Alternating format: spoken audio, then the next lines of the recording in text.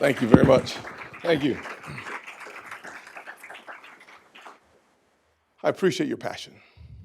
I share your anger. The atrocities that we've seen are just inhuman, unbelievable. And the hearts and minds of the American people have been filled with heartbreak and, frankly, righteous anger for our friends and our allies, the people of Israel. The terrorist attacks on innocent children, women, and men were disgusting. But as you said, it wasn't just attacks. It included the beheading of babies.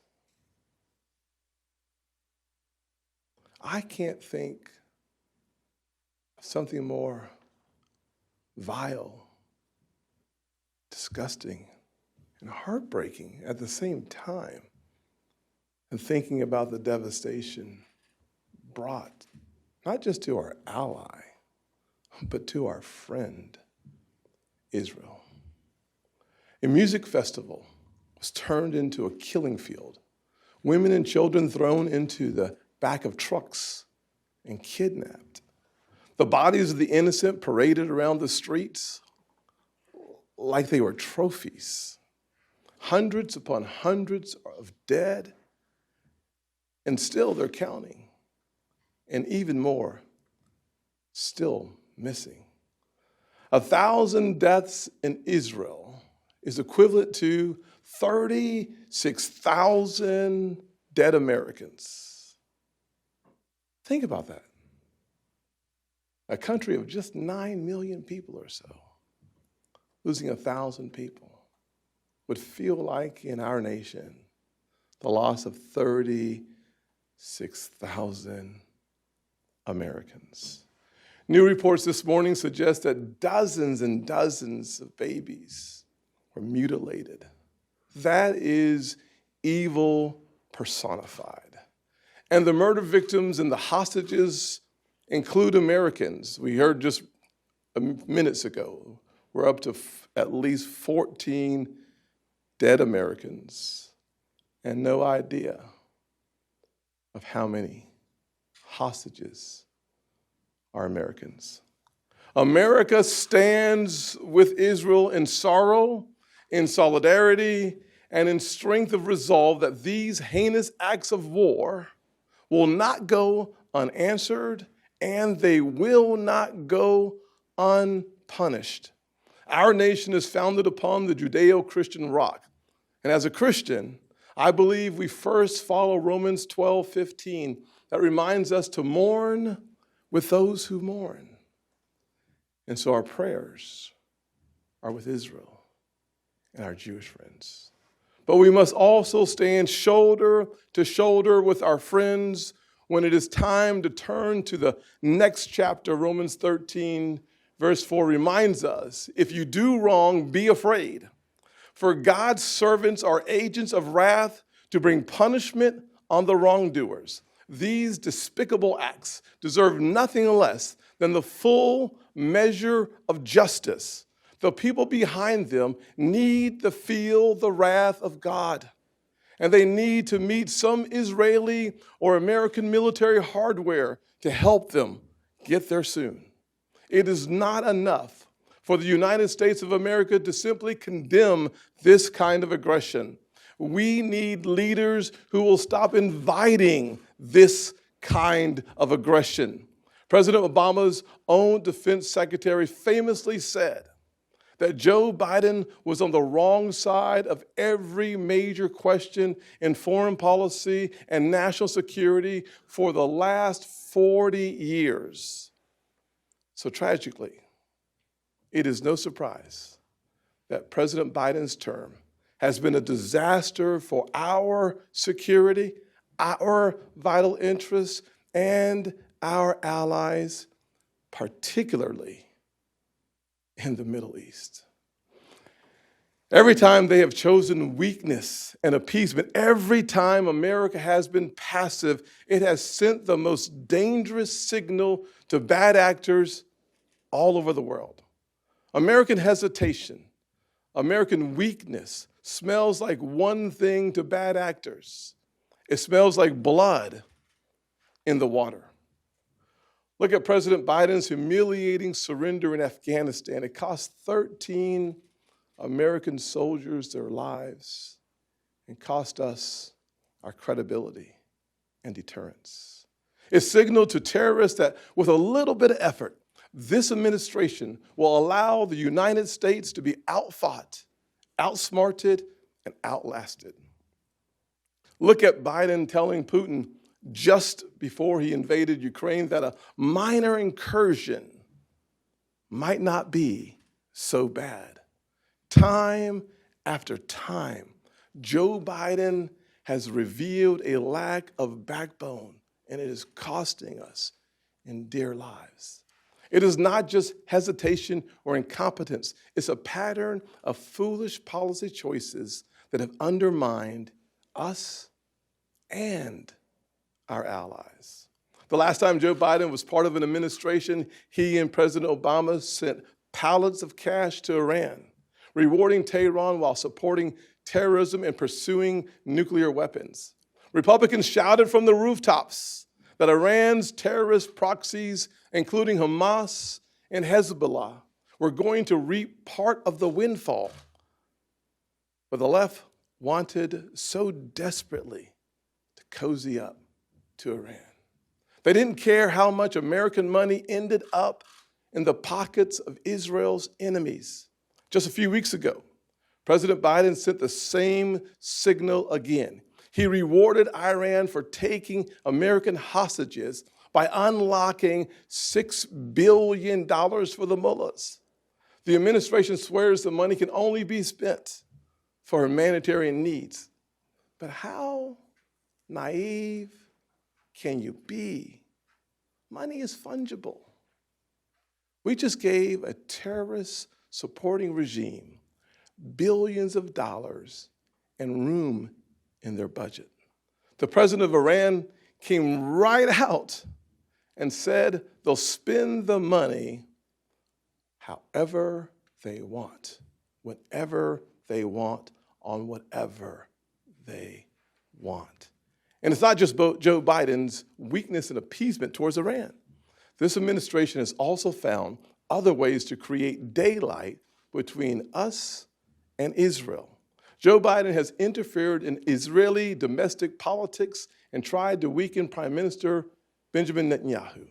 He slow-walked inviting him to the White House and practically made him beg for that invitation while the world sat back and watched. As if Israel is somehow a second-class ally that Joe Biden is stuck with. And the thugs and the killers, they took notice. Even after these historic attacks, the Biden administration's newly established Office of Palestinian Affairs published a statement that tried to tie Israel's hands by saying, and I quote, "All sides should refrain from further action." They had to delete the posts after so much backlash. Lord have mercy. There is no both sides. There is no moral equivalency. We're talking about terrorists killing innocent people. There is right and there is wrong. It's black and white. And there should be no doubt where our loyalties as a nation lie. We have seen the face of evil. The President of the United States has a moral duty to lead with strength and clarity. So while Hamas carried out these attacks, Joe Biden has blood on his hands.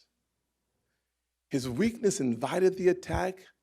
His cash giveaways to Iran helped fund terrorism. And after the attack, his administration suggested that Israel just stand down. It's a disgrace. We need a president who is loyal to our allies, yet lethal to our adversaries, because weakness has never purchased peace. Being passive is a provocation. President Reagan once said, of the 4 wars in his lifetime, none came about because America was too strong. Safety takes readiness and resolve. Security requires strength. So why have 2 consecutive Democrat administrations behaved this way? Republicans won historic victories of the Abraham Accords and brought Israel and the Arab world closer together. Why did the Biden Democrats waste no time reversing that progress and disrespecting our ally? The answer is simple, but it's disturbing. The far left in this country has become incredibly hostile to the state of Israel. The most extreme statements have become a daily routine. They even dabble openly in anti-Semitism. But President Biden will not stand up to them because he cares more about political power. This past weekend, Congresswoman Cori Bush put out a statement suggesting the Palestinians are equal victims and calling Israel a military occupation and apartheid. Her colleague Omar has a history of anti-Israel statements that have been so offensive and so anti-Semitic that even House Democrats and Nancy Pelosi had to rebuke her.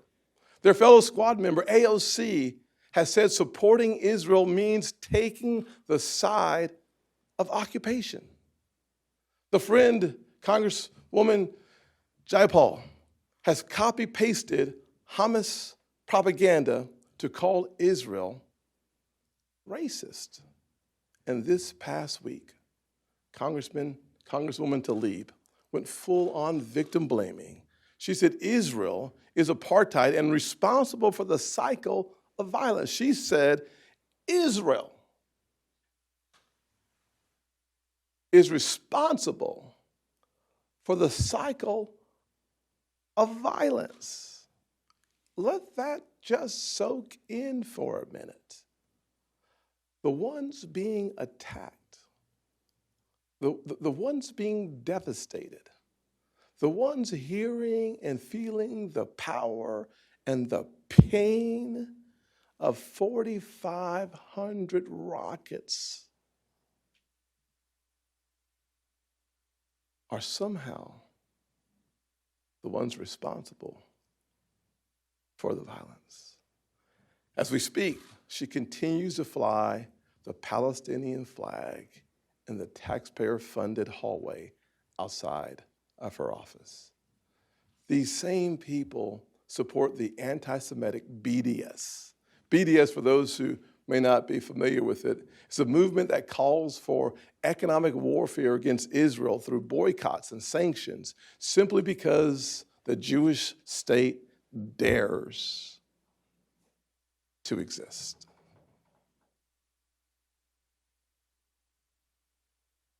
And several of them put those bigoted boycotts into practice themselves just a few months ago. They boycotted President Herzog's speech to Congress and voted against a pro-Israel resolution. I said at that time that giving aid and comfort to anti-Semitism was a dangerous, reckless signal for members of Congress to send. But even before Israel has buried its dead, even with hostages still in captivity, they began doubling and tripling down. More toxic rhetoric, more victim blaming, more fake moral equivalence between good and evil. President Biden and other progressives pretend they're different. And I really wish that they were. I wish that they were respectable. I wish they were moderate. I wish they were grown-ups. But their actions tell a very different story. Because it seems like, it feels like, and the evidence points to, their priority is power. Neither Hakeem Jeffries or Chuck Schumer or Joe Biden or Kamala Harris have said a single word this past week to repudiate the insane, reckless reactions to the attacks from their own side. We've seen the DSA socialists and far-left activists pour into the streets of New York and Chicago to praise the terrorists and insult Israel. Mass demonstrations taking the terrorist side. And radical student groups at our elite universities are putting out despicable statements taking the side of the killers. We are talking about Americans celebrating terrorism, celebrating the killings and the kidnappings, calling for the eradication of Israel from the river to the sea. These are the same groups that put the squad in Congress, the same people who decide Democrat primary elections. Several of the representatives I just named are members of the DSA themselves. Where are the repudiations? Where are the primary challenges? Why will neither Joe Biden or Kamala Harris say a single thing about any of this? Because it's about power, and they'll do anything to hang on to their power. They will weaponize race and class here at home. They will tell hope-stealing lies about the nature of systemic racism in our country. They call America an evil country. And they give aid and comfort to extremists who are not just anti-Israel, but anti-Semitic. Radical liberals are choosing their own political power over peace. They would rather invite attacks on our allies than stand up to the fringe elements within their party. This is not all Democrats. This is not all Democrats. This is a radical, extreme element that refuse to stand up to their own party. It is cowardice that makes them complicit, and it has to stop. We need to eliminate racist, socialist, anti-Semitic DSA from American politics. If the DSA and their friends are going to behave like a hate group, we should treat them like a hate group. And we should stop pretending it's normal or okay that the most famous, most prominent House Democrats in the country are joined at the hip with the DSA. Every member of the squad should either quit the DSA and repudiate the people who are cheering on deadly terrorism, or they should be expelled from Congress. We need a policy of strength and leadership. Number one, we need to rescue the American hostages and get them out and back home, period. We need to bring those Americans home this very instant. We should use, if necessary, our special operation forces, if that's what it takes. And the president needs to stop hosting White House barbecues and picnics and putting a lid at lunchtime until our fellow citizens are safe. We need a commander-in-chief who will put the world on notice with a policy that is very, very simple. If you take an American life, it will cost you yours. And we will make sure of it.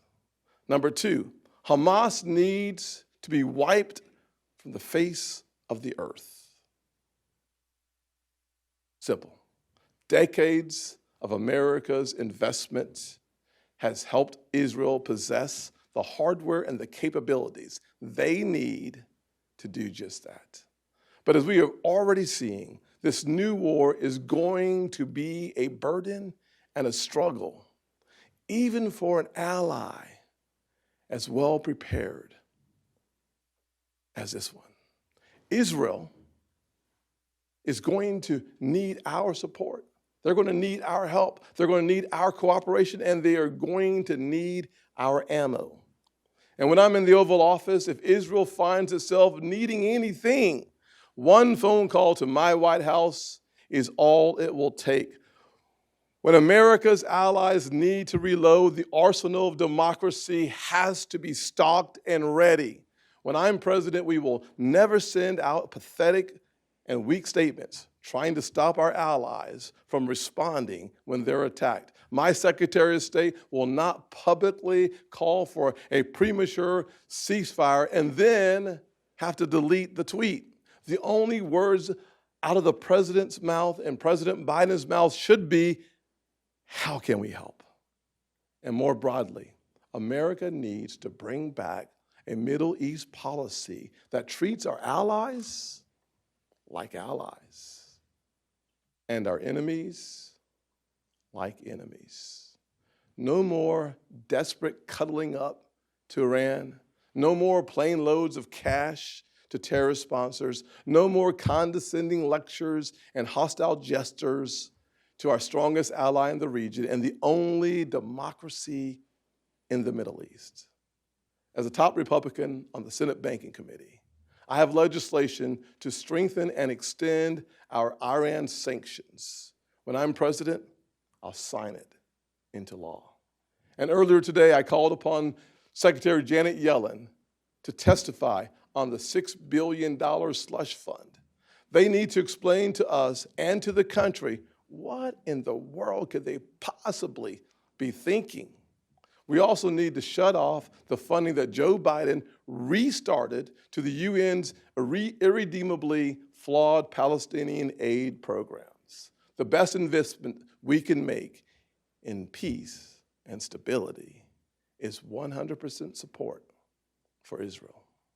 We need to strengthen our intelligence sharing partnership so a surprise like this never happens again.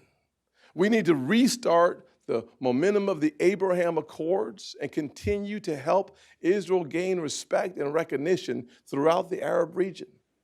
We need to safeguard our national security and our homeland, and that starts with closing our insecure, unsafe, and wide open southern border. Scores of people on the terrorist watch list have tried to cross our southern border, people from Syria, Iran, Yemen, Pakistan have been found breaking into our nation. And those are just the ones that we caught. We need to regain the high ground with a president who is strong, not a president who's asleep at the wheel, not a president who will tolerate extremists and anti-Semites to protect his own power. Israel is not too much. Israel is not too much to ask for the Jewish people. Speaking as a Christian, our elder brothers and sisters in faith have suffered. They have suffered enough. The history of European anti-Semitism, then the Holocaust, now 75 years of hatred, rocket fire, and terrorism. Geographically, Israel is a small fingernail in a massive stretch of majority Muslim countries, almost 5,000 miles from the Atlantic coast of Africa to India's border with Pakistan. The people of Israel are not asking too much. They have made generous offer after generous offer that the Palestinian leaders have simply and outright rejected. They simply want to live in peace. It's a human right, and it is non-negotiable. Let me conclude with this. I will always condemn anti-Semitism, appeasement, and weakness on the radical left. But I will also call out weakness or confusion among conservatives as well. It is not an equal problem. Hear me clearly. It is not an equal problem, but it is indeed a problem. Vivek Ramaswamy has said that the definition of success is reducing America's support for Israel. And he's proposed that we surrender Taiwan to the Chinese Communist Party as long as we've relocated some factories. Governor DeSantis once dismissed Russia's invasion of Ukraine as just a territorial dispute. The last thing we need is a Joe Biden Republican Party wing on foreign policy. It's also a mistake, and it is very damaging when Republicans keep repeating that our nation is a nation in decline. They paint a picture of some failing empire that needs to cut our losses and pull up the drawbridge. That idea is dead wrong, but it is also very, very dangerous. The American people are not in decline. American courage and American values are not in decline. We are just stuck with a weak president who is in retreat. Joe Biden has America retreating from safety on our streets and security at our borders. He has us retreating from stable prices and supply chains, retreating from the very core values that have made America exceptional, and retreating from peace through American strength abroad. We aren't in decline. We are in a Biden retreat. Good news is all we need is a new leader to turn it around. I'm running for president to restore peace through strength, to double down on American power. We need a commander-in-chief who is loyal to our allies and lethal to our adversaries with resolve that is beyond any question. And when I am president, there will not be one terrorist, not one anti-Semite on the face of the earth who doubts for 1 second that America has Israel's back. So allow me to close with a prayer from the prophet Isaiah for Jerusalem. It's in Isaiah 62. It says, because I love Zion, I will not be silent. Because my heart yearns for Jerusalem, I cannot remain silent. I will not stop praying for her until her righteousness shines like the dawn and her salvation blazes like a burning torch. May the Lord hold you in his hand for all to see, a splendid crown in the hand of God.